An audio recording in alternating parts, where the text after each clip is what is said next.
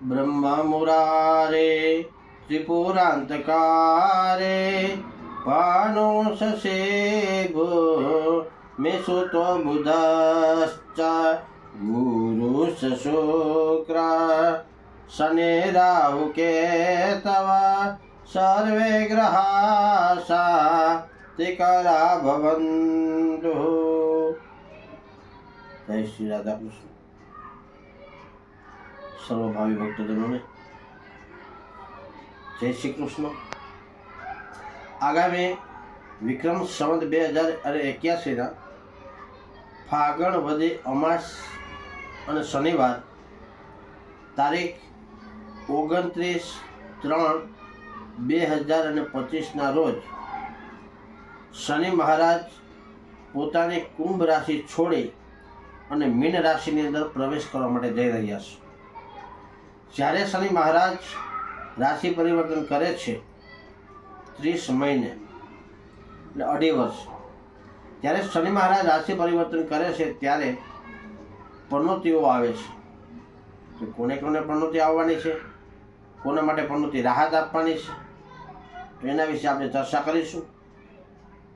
સૌપ્રથમ આપણે જાણીએ કે શનિ મહારાજ 29 માર્ચ 2025 રોજ રાત્રિના 9:50 શનિ મહારાજ કુંભ રાશિમાં થઈ અને મીન રાશિમાં પ્રવેશ કરે છે। મીન રાશિમાં શનિ મહારાજનો પ્રવેશ થતાની સાથે સૌપ્રથમ આપણે આવે છે મેષ રાશિ। મેષ રાશિવાળાને શનિની લોખંડના પાયે પનોતી ચાલુ થવાની છે। શનિ મહારાજ મેષ રાશિને 12મા સ્થાન, પોતાની ચંદ્ર રાશિથી 12મા સ્થાનમાં રહેલી શનિ મહારાજનું ભ્રમણ એને 12મો શનિ એટલે લોઢાના પાયે પનોતી ચાલુ થવાની છે। હવે જે શનિની પનોતી મેષ રાશિવાળાને ચાલુ થવાની છે તો એને શું શું કષ્ટ આપે છે, તો એ શનિ મહારાજ પાયો લોખંડનો હોવાથી એના માટે અકારણ શારીરિક અને માનસિક આ બંને પ્રકારની તકલીફ આપે છે। શારીરિક તકલીફ કઈ પ્રકારે શરીરની અંદર કોઈ પણ બીમારી આપે ન ધારો એવી કોઈ પણ બીમારી આપણા શરીરની અંદર આવી શકે છે। માનસિક તણાવ પણ વધારે રહે છે, માનસિક આવેશ પણ વધારે આવે છે, ક્રોધ આવે છે અને એ સાથે કદાચ કોઈ પણ માણસ સાથે વાદ વિવાદ પણ થઈ શકે છે। તો આ આવે છે શનિની 7.5 વર્ષની લોખંડના પાયે બેઠેલી પનોતી। બીજું આવે છે મીન રાશિવાળી વ્યક્તિને શનિની પનોતી આવે છે, પણ એ મીન રાશિની વ્યક્તિને પનોતી ચાલુ હતી, પરંતુ એ શનિનો પ્રથમ તબક્કો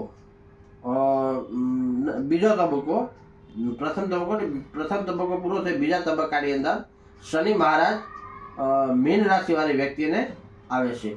બીજો તબક્કો મીન રાશિને સોનાના પાયા ઉપર આવે છે। જ્યારે સોનાના પાયા ઉપર પનોતી આવે ત્યારે શું કરાવે, એક તો ટેન્શન વધારે, માનસિક ચિંતાનું પ્રમાણ વધારે છે। સોનાનો પાયો છાતી ઉપરથી પસાર થાય છે એટલે એનાથી લઈ અને આપણા પરિવારની અંદર, કુટુંબની અંદર, પરિવારની અંદર કલહ, કંકાસ, ગૃહ કલેશ આવી પણ વસ્તુ થઈ શકે છે। માટે આકસ્મિક પણ ઘણું પ્રકારનું નુકસાન મીન રાશિવાળી વ્યક્તિને આવી શકે છે, તો એને પણ આ શનિના બીજા તબક્કાની અંદર સંભાળવાનું। ત્રીજો આવે છે કુંભ રાશિ। કુંભ રાશિને શનિનો ત્રીજો તબક્કો ચાલુ થાય છે। હવે ત્રીજો તબક્કો કુંભ રાશિને રૂપાના પાયા ઉપર ચાલુ થાય છે, એટલે શનિની પનોતી નુકસાનકારક તો ખરી, પણ પાયો છે એ રૂપાનો છે। રૂપાને પાયે શું કરાવે તો કે શારીરિક માનસિક વ્યાધિ વધારે કરાવે છે, વ્યાધિ વધારે આપે છે, ખૂબ મહેનત કરાવે છે અને મહેનત પ્રમાણે આપણે જે વળતર હતું તો જેનું ફળ મળવું જોઈએ એ ફળ આપણને આપે નહીં। અને એ સિવાય કોઈ કોર્ટ કચેરીની અંદર કોઈ કેસ ચાલુ હોય તો એની અંદર પણ ઘણી તકલીફો આવી શકે છે અને એમાં પણ બંધન પણ આવી શકે છે। માટે કોર્ટ કચેરીના કોઈ પણ એવા પ્રશ્નો હોય તો એની અંદર પણ કુંભ રાશિની વ્યક્તિવાળીએ ખાસ સંભાળવાનું છે। આ 3 રાશિ, મેષ રાશિ, મીન રાશિ અને કુંભ રાશિ, આ 3 વ્યક્તિને શનિની 7.5 વર્ષની પનોતી છે। જેમાં મેષ રાશિને પ્રથમ તબક્કો પહેલો તબક્કો ચાલુ થાય, મીન રાશિને બીજો તબક્કો ચાલુ થાય અને કુંભ રાશિને ત્રીજો તબક્કો ચાલુ થાય છે. આ 3 તબક્કા શનિના પનોતીના છે. હવે બીજો આવે છે સિંહ રાશિ અને ધન રાશિ. આ 2 રાશિ એવી છે કે એ 2 રાશિને શનિની નાની પનોતી આવે છે, લોઢાના પાયે આવે છે. હવે સિંહ રાશિને પોતાની રાશિથી, પોતાની ચંદ્ર રાશિથી 8મા રાશિ મીન રાશિ આવે છે, એટલે એને માટે લોઢાનો પાયો કહેવામાં આવે છે. લોઢાનો પાયો છે એટલે ખૂબ નુકસાન કરાવે છે, વધુ મહેનત કરાવે છે અને ઘણું નુકસાની આપે, શારીરિક નુકસાની પણ આપી શકે છે. પણ એવી કોઈ સિંહ રાશિવાળી વ્યક્તિ કોઈ શેર બજારની અંદર જાય કે શેર બજારમાં જાય તો ત્યાં એના માટે ઘણો મોટો લાભ આપી શકે છે. તો એ માટે કારણ કે શનિ એ ન્યાયનો દેવ છે અને એ બરાબર ન્યાય આપે છે. શનિના પનોતી દરમિયાન તમે જેવા કર્મ કરો એવું આપણને ફળ આપે છે. સત્કર્મનું સારું ફળ આપે છે, ખરાબ કર્મનું ખરાબ ફળ આપે છે, કારણ કે શનિ એ ન્યાય દેવ છે, ન્યાય આપનાર છે. તો સિંહ રાશિવાળી વ્યક્તિને કદાચ શેર બજારની અંદર જાય તો એના માટે પણ ઘણો લાભકારક આપી શકે છે. હવે બીજી નાની પનોતી આવે છે ધન રાશિવાળી વ્યક્તિને, કારણ કે ધન રાશિને પોતાની ચંદ્ર રાશિથી શનિ મીન રાશિમાં ચોથો શનિ થાય છે. ચોથો શનિ એટલે નાની પનોતી આપે છે, પણ પાયો લોઢાનો છે. માટે ધન રાશિવાળી વ્યક્તિએ પણ ખાસ સંભાળવાનું છે અને પાયો લોઢાના હિસાબે એને આર્થિક નુકસાની પણ ઘણી આપી શકે છે. અને બીજા નંબરની અંદર એટલે નુકસાની તો છે, તકલીફ પણ કારક છે, પણ વડીલો પાર્જિત કોઈ પ્રકારની સંપત્તિ હોય કે એ સંપત્તિનો કોઈ વિવાદ ચાલતો હોય તો એની અંદર ખૂબ મોટો સફળતા અપાવશે ધન રાશિવાળી વ્યક્તિને. તો એના માટે શનિની પનોતી ખરી, પરંતુ એના માટે વડીલો પાર્જિત જે કંઈ સંપત્તિ છે એમાં ઘણો લાભ આપી શકે છે. આ બની છે આપણી પનોતી ચક્ર. અને એ પનોતી ચક્રની અંદર આપણે જોવા જઈએ તો 5 રાશિની વ્યક્તિને પનોતી છે, જેમાં મોટી પનોતી છે મેષ રાશિ, મીન રાશિ અને કુંભ રાશિ. નાની પનોતી છે સિંહ રાશિ અને ધન રાશિ. હવે મકર રાશિવાળી વ્યક્તિ, જેની રાશિ મકર એટલે ખડ જ ઉપર હોય, એ મકર રાશિવાળી વ્યક્તિને 7.5 વર્ષની પનોતી પૂરી થાય છે. એના માટે ખુશના સમાચાર છે અને મકર રાશિની વ્યક્તિઓને ખૂબ લાભ આપવાનો છે અને એ 7.5 વર્ષની પનોતીના ચક્રમાંથી બહાર આવી ગયા છે. બીજો આવે છે વૃશ્ચિક રાશિ, જેના અક્ષર છે ન અને ય. વૃશ્ચિક રાશિ વ્યક્તિ અને કર્ક રાશિ ડ અને હ.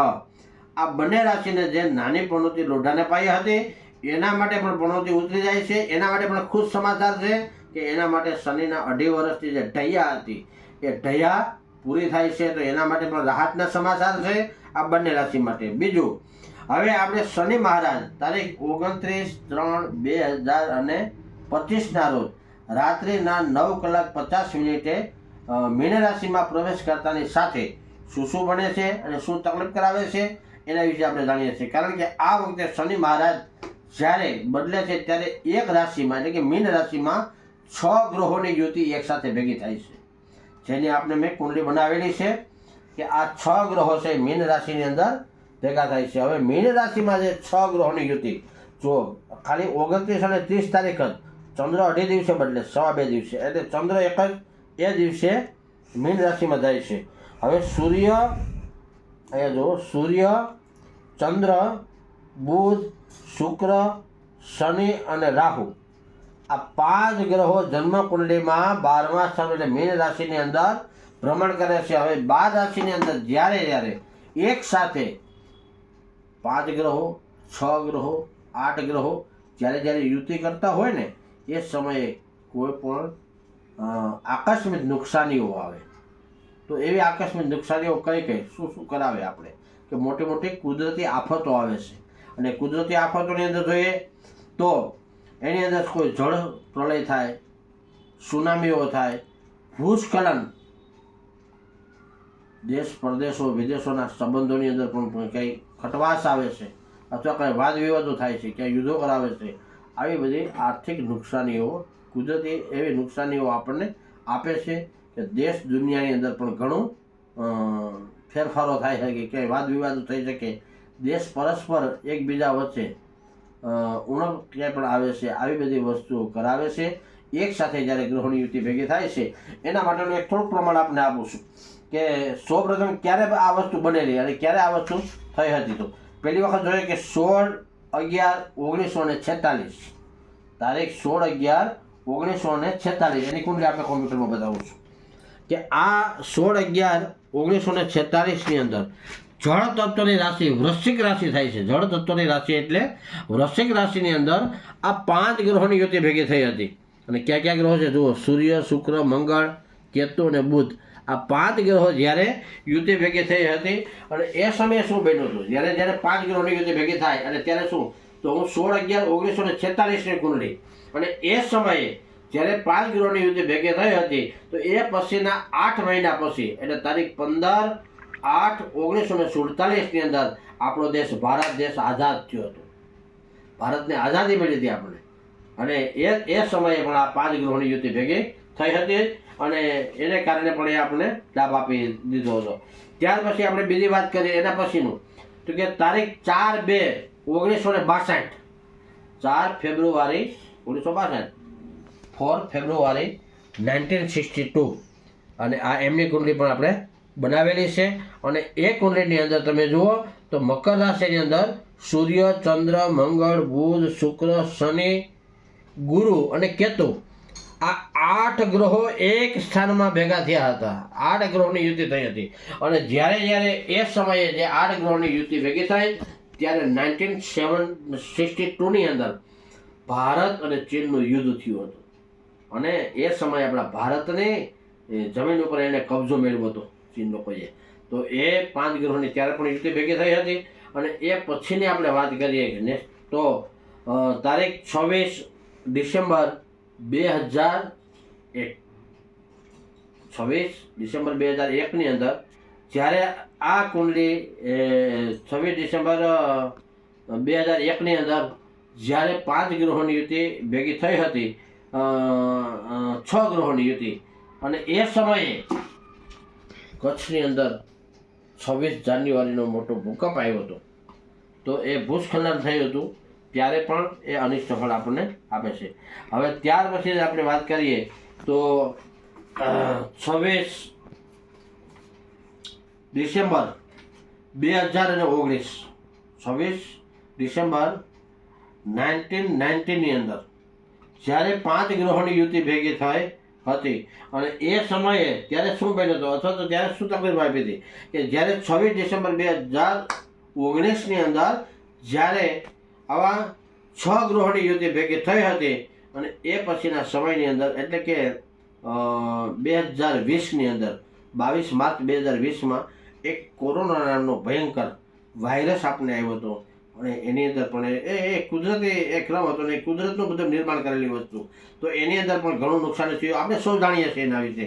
તો એ સમયે પણ જ્યારે આ બધી વસ્તુ બની હતી અને ફરી વખત આપણે 25 માર્ચ 2025ની અંદર આ મેં કીધું 6 ગ્રહોની યુતિ એક સ્થાનની અંદર આવે છે, જેની અંદર 29 માર્ચ 2025 અને 30 માર્ચ 2025 શનિવાર અને રવિવાર આ 2 દિવસ બહુ કઠિનના દિવસો છે. એટલે એની અંદર પણ બધાએ સંભળવાનું. હવે શનિની પનોતી છે, જે માણસોને શનિની પનોતી આવે છે અથવા શનિની પનોતી આવવાની છે એ લોકોએ શું કરવાનું છે, શનિ માટેના ઉપાયો ક્યાં કરવાના છે કે ભાઈ શનિવારનું વ્રત કરવાનું, શનિવારે સાંજે જમવાનું, હનુમાનજીની પૂજા કરવાની, હનુમાનજીને 7 અડદના દાણા ચડાવવાના, હનુમાનજીને તેલ સિંચન કરવાનું, હનુમાનજીને સિંદૂર ચડાવવાનું. અને એ સિંદૂરનો ચાંદો લઈ અને પોતે ચાંદન ધારણ કરવાનું. ડાબા પગની જે મળીને કહેવામાં આવે છે એ લેવાની, એનું ધારણ કરવાનું. રાત્રિના સમયની અંદર એક ટાઈમ ભોજન કરવાનું છે.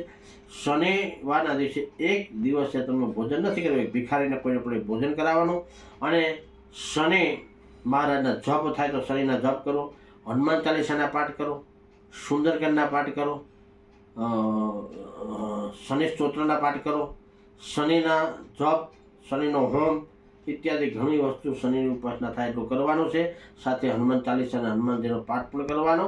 11મા રુદ્ર એ હનુમાનજી છે એની પણ ખાસ પૂજા કરવાની. એનાથી આપણે શનિની પનોતી ઘણું રાહત આપશે. જે નુકસાની આપે છે નુકસાની આપવા નહીં દે. તો આ પ્રમાણે આ વખતે જે બનેલી શનિની પનોતી વિશે આપણને મારાથી યોગ્ય જેટલું હતું એટલું મેં આપણને જ્ઞાન આપ્યું છે. મને જાણકારી હતી એ પ્રમાણે આપણે જાણ કરું છું. આ પ્રમાણે ગ્રહો છે સૌ પરિવર્તન થાય છે અને એ પ્રમાણે આપે છે. પણ સારા ગ્રહો શુભ ગ્રહો હોય ત્યારે શુભ ફળ આપે છે, અનિષ્ટ ફળ હોય ત્યારે અનિષ્ટ ફળ આપે છે. પણ જ્યારે જ્યારે આવી વસ્તુ બનતી હોય ત્યારે ધર્મ હંમેશા માણસની રક્ષા કરે છે. માટે ધર્મની નજીક રહેવાનું. અને શનિ મહારાજ છે ન્યાયના દેવ છે, સાચો ન્યાય આપે છે. તો સારા રસ્તે આપ જાશો તો એ સારું ફળ આપણને આપવાના જ છે. પણ જો આપણે ખરાબ રસ્તે ગયા તો એ પ્રમાણે કર્મ નિવાધિકાર રસ્તે મહાફળે કદાચ કરેલા કર્મ છે એ પ્રમાણે એ ફળ આપણને આપે છે. અસ્તુ. જય શ્રી કૃષ્ણ, જય શ્રી રાધા કૃષ્ણ ભગવાન. સૌનું પરમાત્મા શનિ મહારાજ કલ્યાણ કરે એવી પ્રાર્થના સાથે મારી વાણીને વિરામ આપું છું.